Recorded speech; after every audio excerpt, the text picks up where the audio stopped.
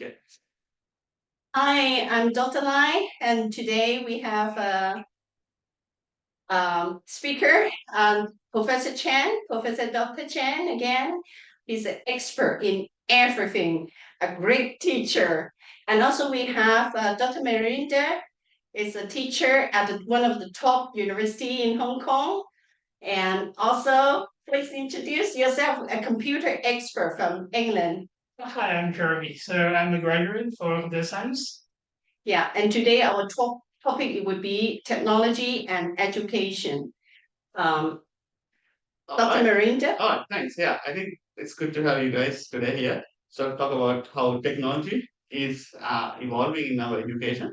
So maybe I'll give you a brief introduction. So then it's a casual chat. We all can chip in. So and also we can share ideas. So and also I want to bring all of you back to like let's say 90s. Like when you look at our classroom, and if you look at it now today, it's after 20, 30 years. It's a totally different setting, right? So I want to emphasize on like how the education has changed over the last couple of decades and using technology infrastructure and also the education mindset it's changed a lot. So because all the information is getting accessible these days, so those days we always depending on the textbook, right? And I remember the time we were talking about the internet. So we heard about what is the internet is about. So we were wondering what is that. We talk about sharing information. We had no clue those days. So now right now every kid knows internet. Like so, it's a huge generation gap. Like we have that lot of information accessible to us and using a lot of technology. So I think starting from kindergarten to higher education and even professional development, they use various type of technologies. So I think so. Let me maybe I'm gonna start with how the school side you think use education like technology. Then we move on to the Yes, please. Okay, so you want to give a brief introduction to how you think the school side use education? You are the expert. Okay. I cannot talk for the expert. Yeah, so I think the in the schools nowadays they use technology in different aspects like using softwares like even teaching mode. So those days I think most of the parents would remember that we use blackboard and chalk, right? So then we moved to whiteboard. Now they have multimedia at the classroom, so they have a lot of accessible information and also it's more interactive with the kids. Like they can initiate the conversation and even they can um, gather more knowledge. And also it's easy for them to gather information within a short time period. So and same time the other tools like the 3D printing. We talk about like 10 years ago, it was a very like amazing thing. But it's nowadays a lot of schools are using 3D printing and 3D modeling to quickly develop the ideas, convert ideas into the prototypes. And also they have other technological media like now VR technology and even after COVID, the Zoom is getting popular. That's why we could even share information across the different parts of the global. So I think how the educators see the changes, it's very interesting. So I think we are moving away from traditional teaching, like one to one, and now most of the time we want to change the system, like provide more information for the students and also empower them. So I think a lot of interactive teaching, like now kind of in the field, like blended learning and experiential learning and flipped classrooms. So all these concepts try to motivate students more, I would say, and empower them to uh, put the students in the center of the learning journey. So maybe Jeremy, you wanna share with us what sort of experience you have with the education plus technology and also innovation field? Yes, indeed. During the COVID period, I think we do all share the same feel that we use online class a lot, and teachers use pre-recorded video as well when they teach. But in the advantage is a good sharing. You don't need to be at class at time, so you can just click on the class at any time that you feel you're free and ready for the class, and also anywhere as well. You don't need to fix in the classroom. But also have some drawback from it, I think. Yeah. A student are more getting more rely on using computer. They also reduce the interaction with the teacher when they are sharing the same time in the same space. Right. So I think it's good, sure. Okay. It's a very progressive way to do it, but also personally, I don't think it's the best way to learn. Yes. Yeah, I think I want to emphasize on that. I really mentioned a couple of important points like flexibility, right? So those days, if you miss a class, that's it, right? You need to, you can't really depending on the notes, right? So nowadays they have all the technology to recording, and also you can have the like flexible options. Like nowadays there are programs like they could log in at any time and do the materials, and also they put their sharings in the chat box and in forums. So we give a bit more freedom. At the same time, I agree with that, Jerome, like it's reduced sometimes interaction. So as educators, we should, I think, keep eye on the negative side and think about how to convert it to a like positive way. So that even that if you think that technology reduces the interaction, so we need to think about how to add more activities to fill the gap. So that's what educators. Also, it's a very clear disadvantage for the population of internet is like students are more tend to research through the internet rather than looking for textbooks, because sometimes they just watch, for some YouTube videos, because it's more attractive as video rather than text, foreign text. But at the same time, we do see pretty much pollutants inside the internet. So maybe the point of view is wrong, but because of having a very high probability of topic misunderstanding, then it tend to be lead to be the truth. But for higher education, we want to correct it. Yes. And we are keeping an eye on it. Maybe talk about a bit AI. Yes. Yes. So ChatGPT nowadays, students are pretty much getting reliable on it, relying on how to use ChatGPT to generate answers and hand it to the teacher, and they just like cannot assess, like, does the student really understand how the class is going? Are they absorbing correctly? And also, ChatGPT does have a pretty obvious what we call some cracks. Yes. Because the information patch is like from the website, and it just use like the one that most related. Yeah. But it might not be correct for the topic. Yes, true. Yeah, that's the thing. I think you touched upon the ChatGPT and AI stuff, right? So we all talk about the AI is something new for us. So we all talk about how it's changed education and the learning. So as you mentioned, that information can maybe not always true, right? Because ChatGPT refer to the information on somewhere on the web and existing information, then they give it to us, right? So I think I attend a couple of conferences on AI. So most of the time, people educators share. So we should teach students what is AI, and also give them the understanding of how the AI works. So then they would know the limitations as well. So they should not just one-to-one absorb everything what AI produce. And it's a bit difficult if you are not teaching the students and learning in computing area, because they pretend to just understand, oh yeah, you can generate the answer for me, rather than how it works, how it build up database through those thousands or 10,000s of results research, and just by a few seconds generate the answer. Yes. It's just like a camera. It's just a mix up of everything. Yes, exactly. Yes. So I think we have to be mindful of like what's the AI, the limitations, and also because AI cannot be replaced. I mean, it's going to be future, right? So we need to train the students how to get the maximum out of it and not fall into the trap. Yeah. Maybe Dr. Shan, I'm going to share with. Maybe I want to chip in. We all know the education technology will have an impact on education. And basically, there are three main impacts. When talk about education, the teaching, the learning, and the assessment. And through your education technology, if you know how to use the tools which are available, it can have a very positive contribution towards the way you teach, the way students learn, and the way educators assess, all right, the student. Now, the challenge basically is when you look at education, there are three distinctive levels they are talking about. You're talking about the young learners. The young learners tend to be a little bit more IT savvy. They have been born from 2000 onwards, what they call your next season, your millennial.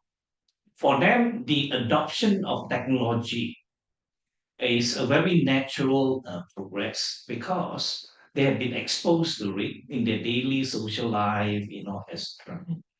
Then you have got the young adults, all right, the young adults. The young adults are in between in the sense that they are in transition. Some of them are able to quickly assimilate, adopt the new technology that they use for work, for learning, communication, etc. All right, but I would say there will be some, they will still be playing catching up, all right, catching up. So when education technology is being introduced as the way to learn, especially when you have COVID-19, where the traditional face-to-face, all right, teaching is no longer available. The way they're going to be sitting for the test is no longer the paper-based. It will be online, etc. The way the teacher is going to be teaching, again, facilitating online versus the traditional stand and deliver face to face is very different. So everybody has got the challenge of being able to keep abreast. The worst affected one will be the more, all right, adults. The later the moving towards the what we call senior citizens. These are the generation that has not been much exposed to. So for them to be adopting, education technology in their learning, for example, we have got a 50-year-old adults signing up for an MBA program to be delivered fully online, where there are a lot of, tools and platforms, etc., in which they need to be very familiar. Now that would actually, offer a huge variety challenge. So in order for education technology to work, we have got to actually deal with both sides of the divide. Teachers, facilitator, instructor, professor, what you want to call them, right? That's going to disseminate knowledge. They have got to be well trained. They got to be well trained. Now, during COVID-19, a lot of the professors, the more senior ones, as I say, they are not so IT savvy. They are actually struggling to deliver online. Yes, indeed. So it affects their effect. They might be a good face-to-face teacher the moment they wouldn't be able to press the right button, they will not be heavy on, and they're really struggling, in that sense. Some people even just struggle when they're facing in front of the camera. Right. So that's one. Then on the learner side, again, whether they've been properly inducted. In fact, in some education system, when they introduce online because of COVID, a lot of the learners at home do not have the necessary devices. The bandwidth, right, is also affecting. Because when you do online delivery, it can either be asynchronous, all right, or synchronous. Yes, no, Either it is live or it's pre-recorded. And the bandwidth of your internet access is going to affect the accessibility and consumption, all right, of those, materials. So if we want it to be, if we have got to prepare both the learners as well as the teachers, you cannot just say, here you are, go for it. Exactly. All right, here you are, go for it. Now, Jeremy, right? Yes. Jeremy mentioned about the use of internet for students to consume or access knowledge. All right. Now, the challenge there is you need to have what you call literacy all right, information literacy. Yes. How are you going to actually access and curate information which are authentic, which are credible? Because the information superhighway, now you go 5G even faster. Okay. Along this super information highway, three things travel together: truth, lies, and half truth. Yeah, that's true. All of that there in the World Wide Web is not policed, it is not regulated, it's not controlled. Any Tom, Dick, and Harry XYZ can claim to be expert and load up the material, all right, to be consumed. Okay, so just don't say go. Yeah, you will find the answer. Even Chat GPT, all right, as intelligent as in making use of your machine learning and tapping into the database of the, so to say, the brain of millions. All right, in China, you're talking about very big database. It's very, very powerful. The more, right, you tap into the brain, so to say, of these people, the more intelligent that particular system's output would be. But the more biased you will be. You know, in a sense. So the thing is, once they have got a wider database, the views will not be skewed. I mean, if we take statistics, for example. Yeah, exactly. So China, for example, actually enjoy a age over, say, the US. They got, 25% of the population compared to China. China is 1.5. Their population is 300 over 50 million. All right. So based on big data and then the algorithm and all of that. All right. Take for example, let's say when you talk about artificial intelligence, China actually had that age, right? Because of the way the data, all right, is being used to create the output, for your AI. But coming back, all right, we don't need to go to such sophistication. If learners are being taught, all right, information literacy, where they know how to filter, how to evaluate and curate the right kind of information which are authentic. That's where the learning, all right, would actually, take place. Okay, so these are some of the issue that we need to, address as part of the preparation. If any institution are planning to adopt education technology, they need to plan and execute this. And training in these areas are actually critical. The problem is not getting the software and the hardware. The problem is human. Yes, indeed. Exactly.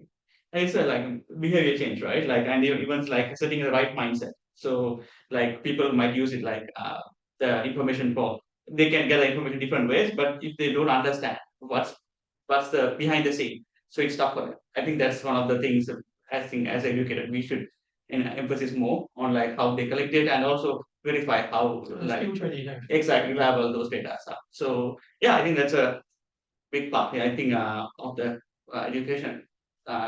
So moving on to the like classroom technology. So even if you're gonna talk about what sort of technologies do you think like yeah. Personally, So, when during COVID period, we use called Blackboard. Hmm. So it's like a website uh, applications developed by my university. Then you can access videos, materials, It's a learning management system. basically Yeah, it Right, it's is a learning management system. to handing in Yeah. papers, whatever. So you do anything on it. It's pretty impressive Mhm. when the first time you touch on it, but it's getting a bit stupid as well when sometimes things is not that perfect in pace. Overall, it's great because we most of the time we do it async. Yeah. So I can access it anytime I want. Maybe I can take 10 addresses in one. Yeah. That is not good practice. Right. Yeah. But also we do take attendance when we doing sync class. Right. So I think teachers are facing a great problem on how to assess students' ability in learning if you do the whole class is through online. Even taking exams, if you were just doing an online paper, how could you ensure your student not hiring someone to do it? That is a very serious problem nowadays in universities. Yeah, they have actually developed AI proctoring, they call it, to ensure that the student, right, who is supposed to be sitting for the assessment are indeed doing that. So they have this software whereby they can monitor, right, first they would actually scan and to ensure that your identification when you first log in, they would have a software that would scan and enable you to either yes, this is the student who is supposed to sit for it. Now, of course, when you are sitting for an examination from the home or the office or where you have been, we don't know who are the people, all right, at the site who could be prompting you, giving, passing you slips of paper, Or even just or showing Sure, you yeah. another screen Yeah, in yeah. front and all that. Now, the technology or the software is so smart that they can actually be able to photograph every movement, right? You're not supposed to be looking to your left or right or talking to people or whatever that is. They capture every frame. Yeah. They can play back and they would highlight. These are the deviation, and Mhm.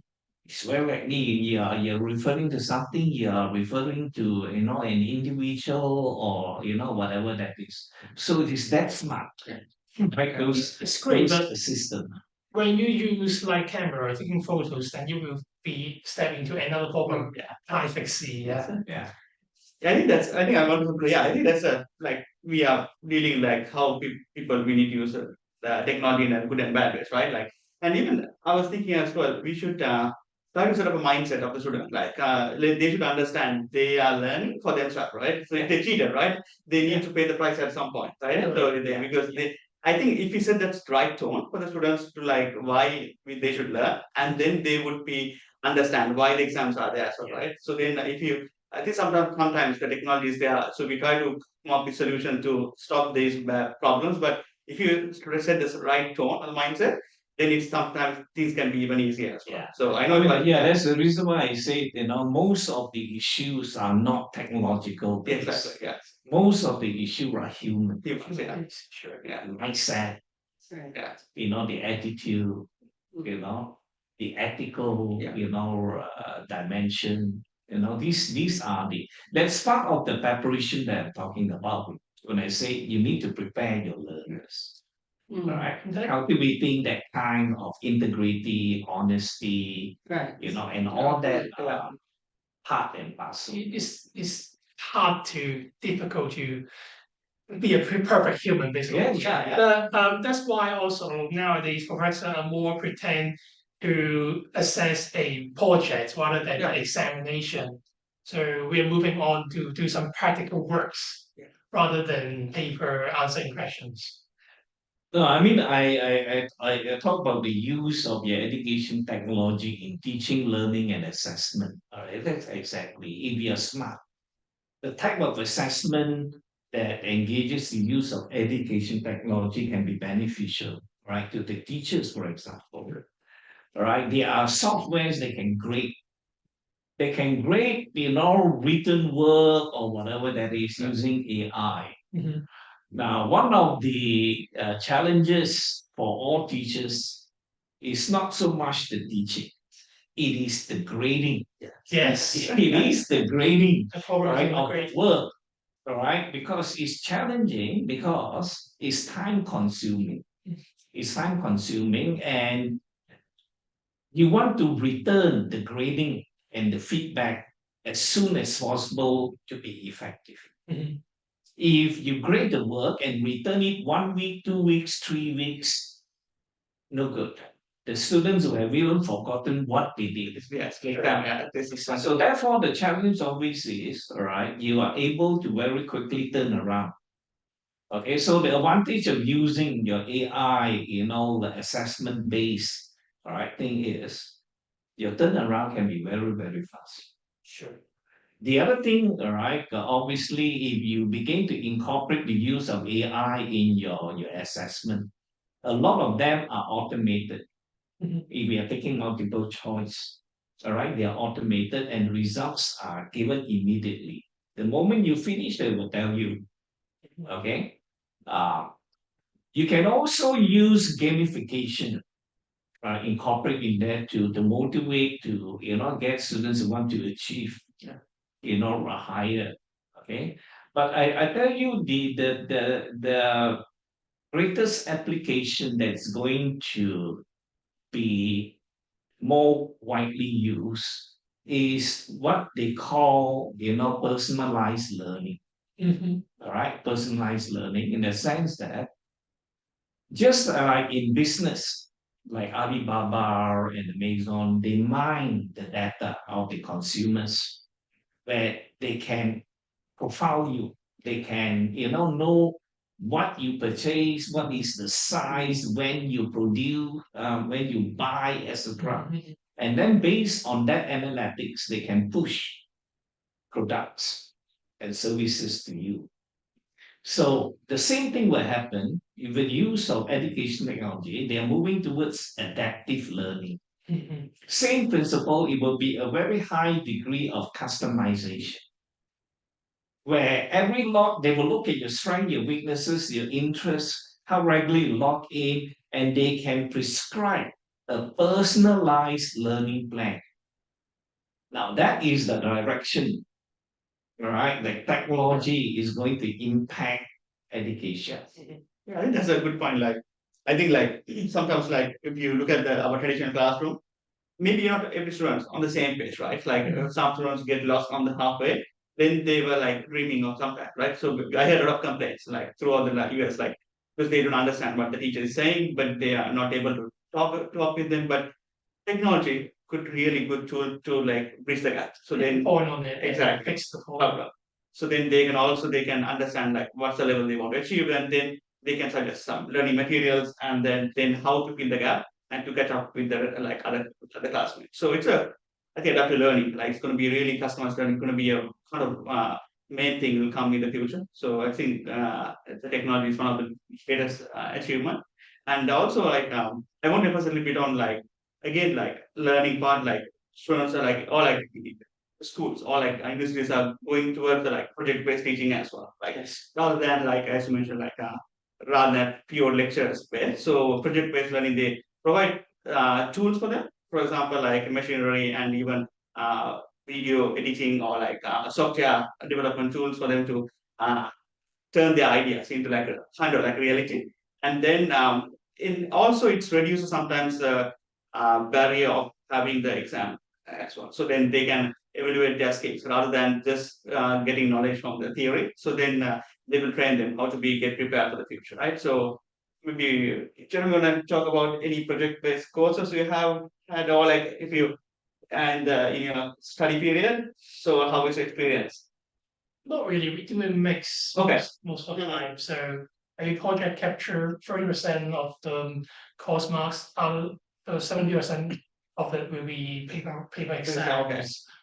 But during the post period, because we are fixing problem line, we are doing open book exams. So it's a great challenge to teachers. Open book exam, if you just doing some very bored question and answer, and you can just copy the book. Yeah. So everyone will be have a great mark. So Yeah. it's not good. It's not a good assessment. So they do open end questions rather than just Yeah, a one-to-one question and answer. So that's the part that I enjoy on actually, Okay. because I think that's how I can use maybe 3 to 4 classes knowledge to answer one question. I feel myself like knowledge accomplished and being part of my life, something like that. Okay, all right, yeah, I think that's interesting. Like, just like I think project-based teaching and learning, like I think again, like got popular last couple of decades, right? So a lot of institutes now, even for myself, I'm running some courses fully project-based. So then there's no final exam. So we want students to learn the skills, and also we try to empower them to understand what they want to learn as well. So then based on that, they will choose what are the skills they want. It's kind of like personalized learning, and also we want to show them where they want to be in the future, and then we prepare them, guide them to learn the skills along the way. So then they can be better prepared to go to the industry academy later. Dr. Chan, want to add on to the No, I think we have request? covered quite a fair bit. Yeah. Maybe I want to just round up as a conclusion. Mhm. Right. So education, technology, and education is basically a direction that you cannot reverse. Sure. Right. All right, this will keep going and it will become more and more sophisticated. And easy to use. At the same time, all right, it will be more and more personalized, which is a very important aspect in education provision. You need to be inclusive. You need to be able to reach out to diverse learners that have different capabilities, different interests, different motivation, etc. The traditional mode, all right, of teaching and learning will not be able to deal with this diversity. All right, but if you know how to integrate and use your education technology, you can, okay, align the three dimensions in terms of the teaching, learning, and assessment to enable, all right, students to achieve the intended learning outcome and move towards the direction of growth, right, in which they want. To achieve that, all right, when you are adopting that integration, you need to plan and execute a plan that take into account preparation of the teachers, preparation of the learners, and not just think that by purchasing the software, adopting the platform, it will just happen. It will not. All right, it will not. Okay. So these are the challenges that you've got to face, and the education institution will have got to start preparing themselves, train themselves, and get themselves ready. All right, as the availability of your education technology will increasingly become more and more advanced. So that's now I feel would be the things that we need to look at in this topic, education and technology. Yeah, I think it's totally agree. Like I think if you sit here maybe after 20 years, if you had a like chat like this, I am sure that education technology change a lot, like because technology is growing super fast, right? So I think we have to be open-minded and also we have to be innovative as well. How to deliver the content or like let the students learn, I think understand what's the learning pattern, and also we need to think about how the human behave as well. Because sometimes we develop things, sometimes maybe we forgot to understand the human behavior. Like for example, like we talk about the screen time of the kids, those days when the light devices comes up. So we need to think about how to have a good balance between the technology and also the how the human evolve as well. So Dr. Lai, you wanna add?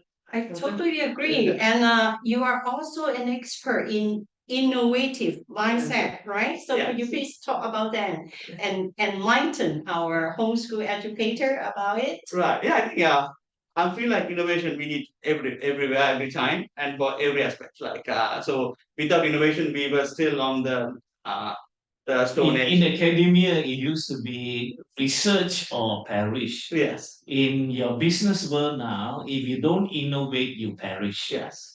Yeah, that's true. Yeah, I think that's innovation. I feel like it's not a buzzword. It's like happen every time, even from the very old age as well. Like we people go step by step every time.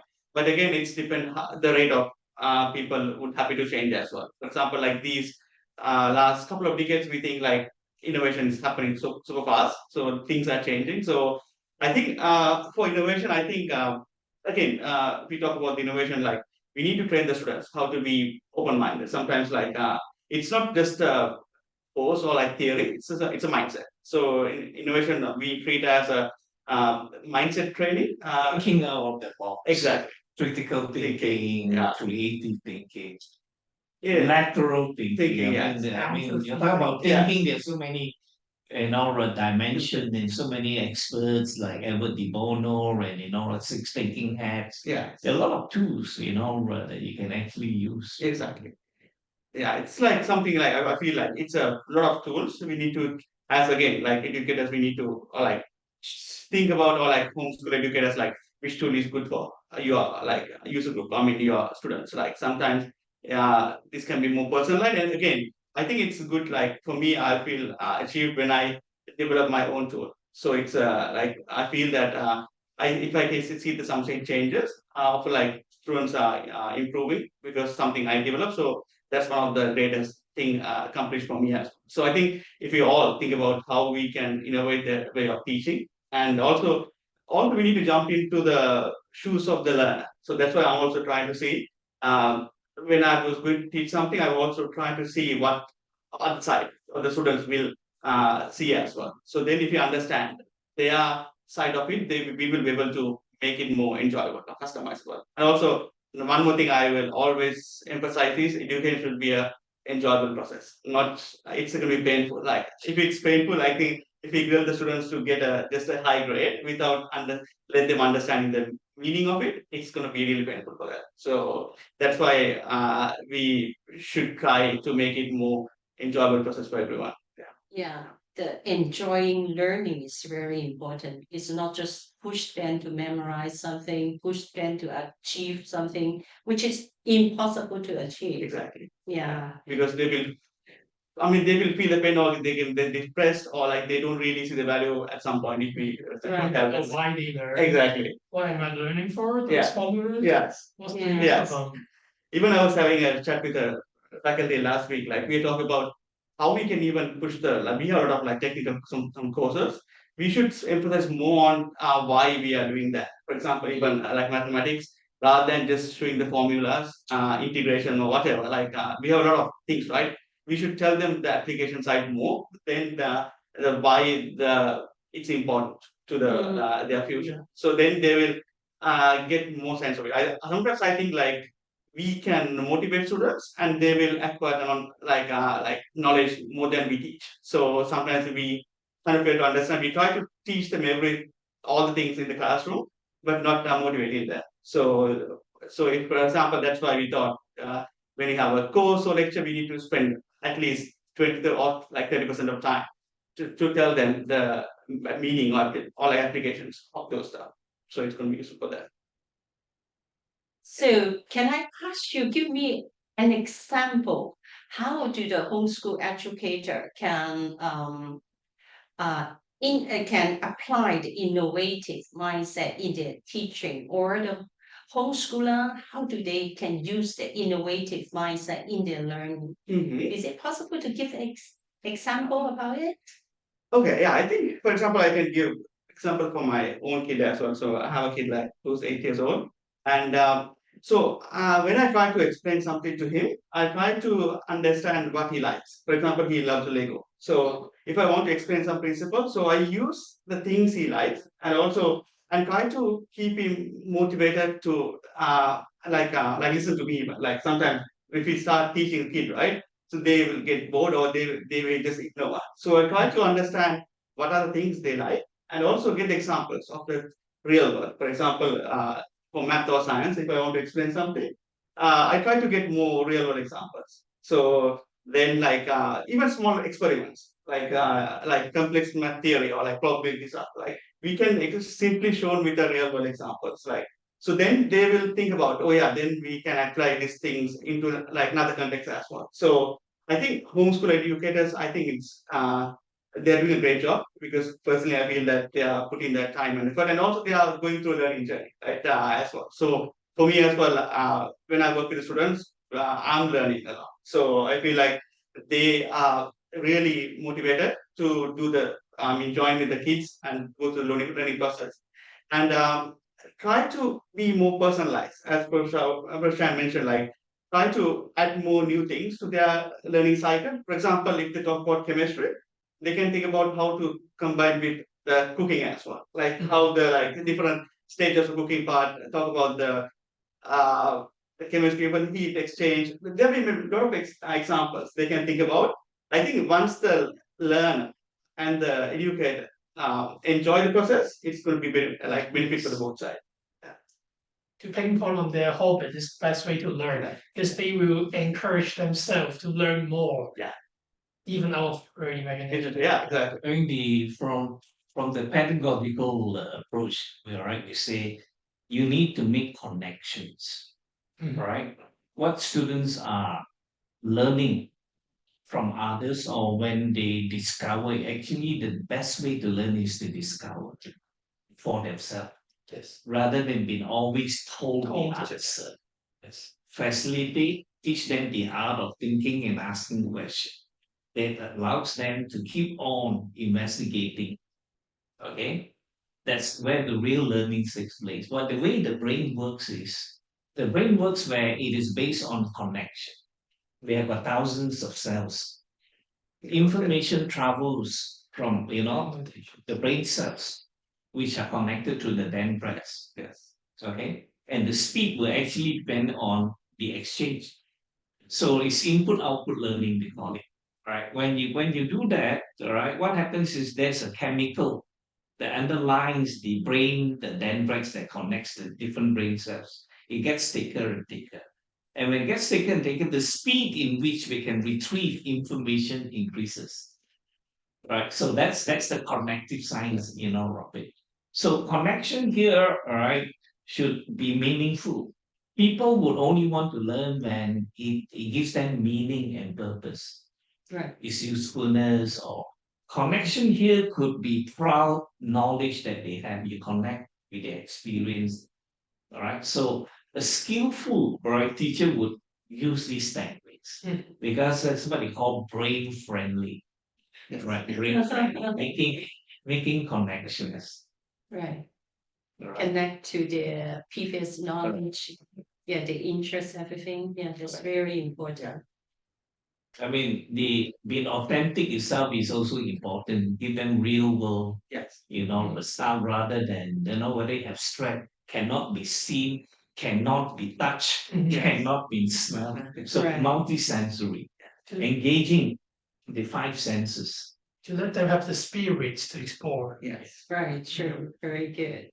And Dr. Malinda, you also is an expert in teaching design thinking. Mhm. Yeah, could you please explain to our homeschool educator about that and how can you teach them? How can they apply the design thinking in their teaching?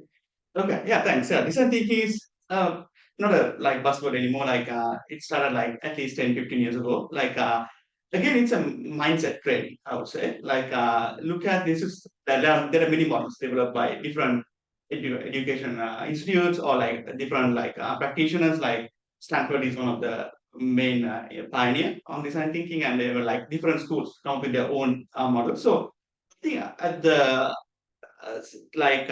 heart of the design thinking is understanding the user needs. So, for example, like if you look back to our like industrial age, sometimes like or like we are the designs in the like 19th century. So sometimes people develop things because they are able to make it. Because sometimes they don't really look at what people needs. So I think one of the good ways the smartphone we are using.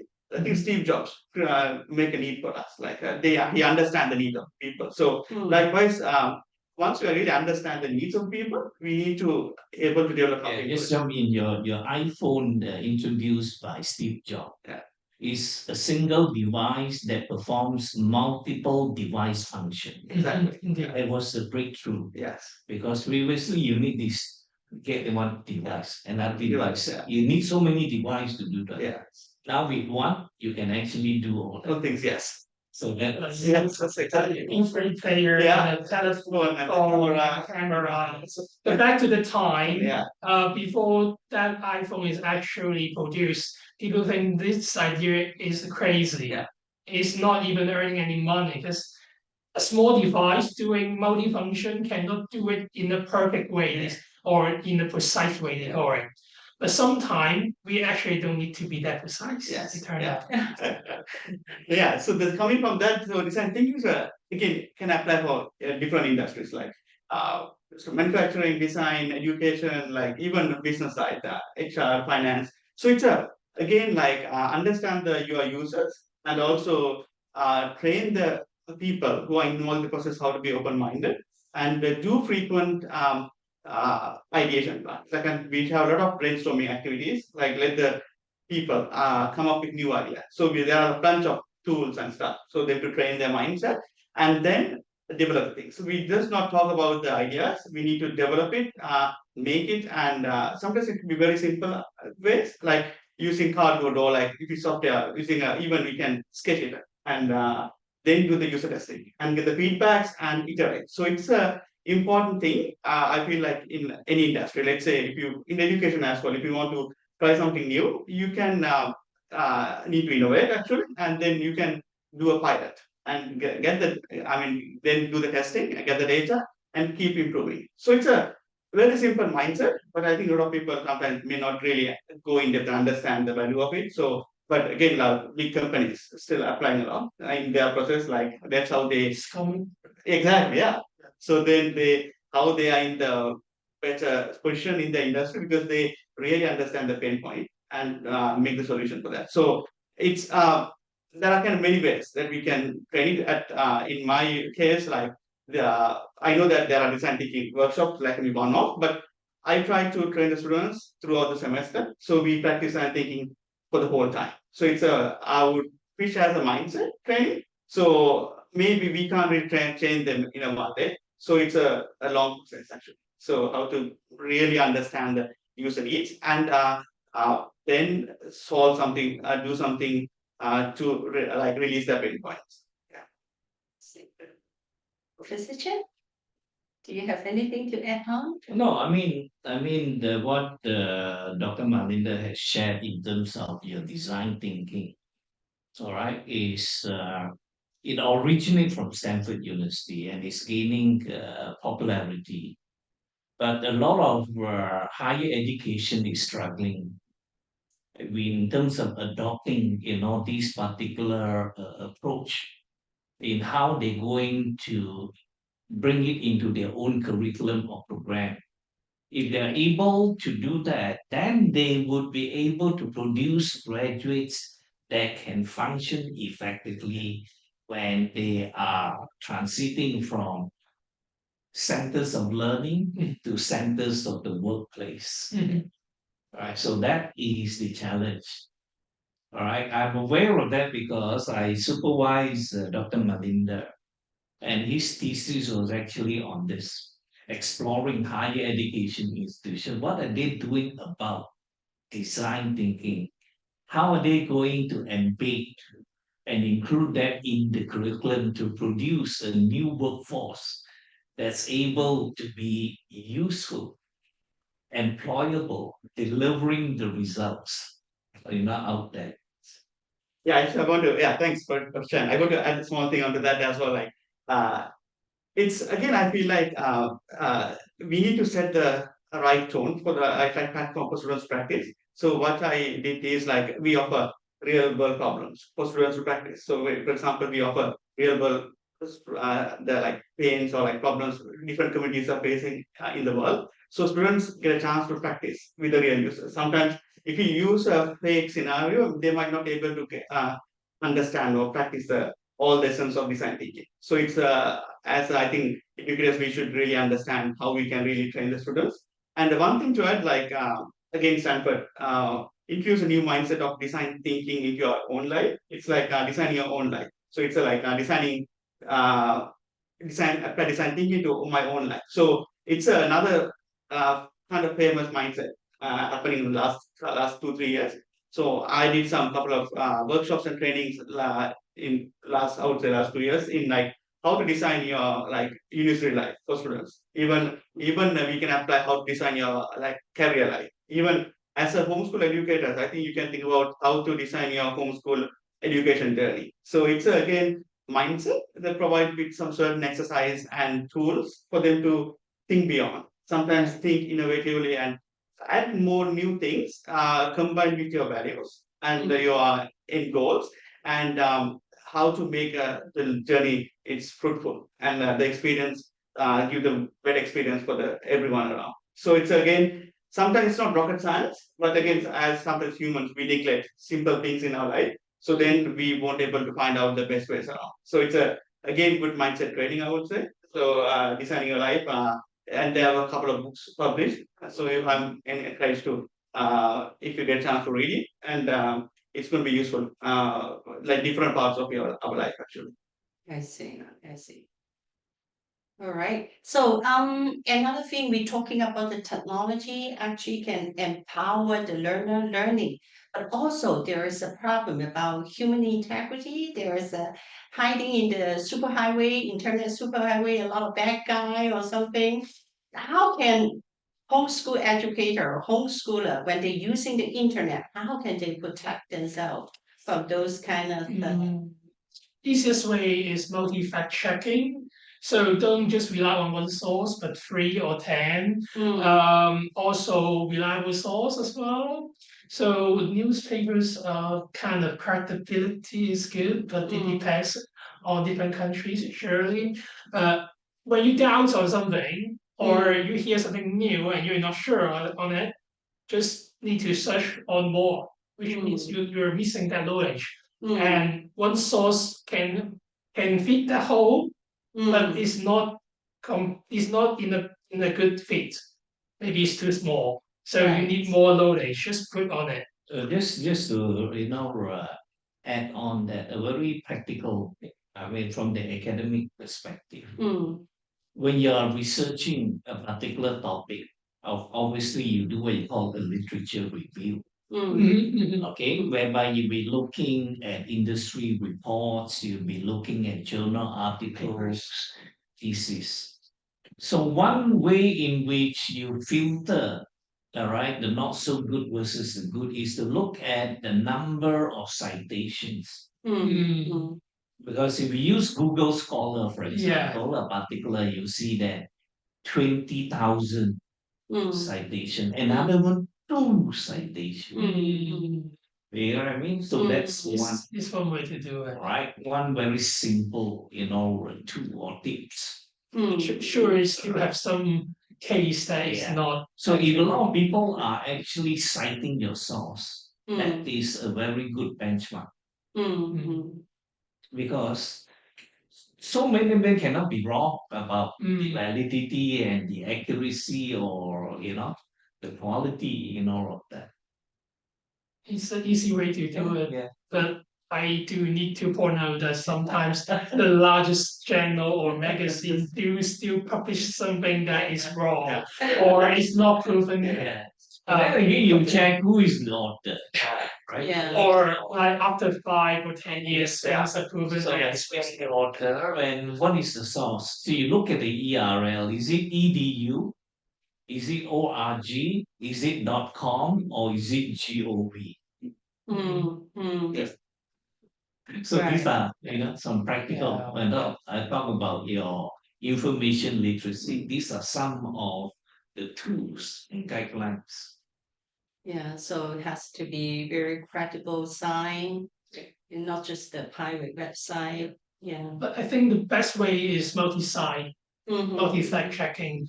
So when you find the contradictive point, you will be curious on why one saying A and one saying B. Then you will try to figure it out which one is the one that you think it should be correct. And when you are not sure, ask someone that is experienced on that area would be the best way to do it. Right, true. Or just do some experiments on it if it's something that is reproducible. Verify it yourself. Yeah, the fact will prove sometimes. Right, true. The fact will prove. So, Dr. Malinda, can I invite you to make a conclusion of this video? Okay, all right, thanks. Thanks again for first of all having me and having us in this video. So I think I feel like technology is something not new. Like it's we had it all the time. So I would say like if it applied education, we need to be mindful of what is best for us. I think we need to choose carefully because we know that a lot of things are gamification and video games, a lot of things have around us like videos. So we need to be as educator mindful of what is the best for our kid and all our students in terms of their growth and their preferences, and make the mindful like decisions and how to use it because some people I know that maybe you give excessive TV, but some people fully cut down it. But again, I want you to have a right balance between everything. Sometimes kids will grow up with these all the technologies with them, right? So we need to be open minded about technologies and also uh, train the kids in early stage what are the benefits and hazards of each of them. So once they understand the what's the good and bad of each and every tool, they would be able to make good choices even when they grow up, or even when they become adults. So I think as educators, we need to be upgraded of the technology. We need to be understand what's happening around, especially homeschool educators, because they're doing a marvelous job. They are training their own kids. So I think you have to be curious about what's happening around and think about how they can plan their education journey with their kids. Okay, Professor Dr. Chen, do you have, no? Thank you so much for participation for today. Okay, bye-bye. Bye. Bye-bye. Bye-bye. So, and you, thank you so much. Thank you.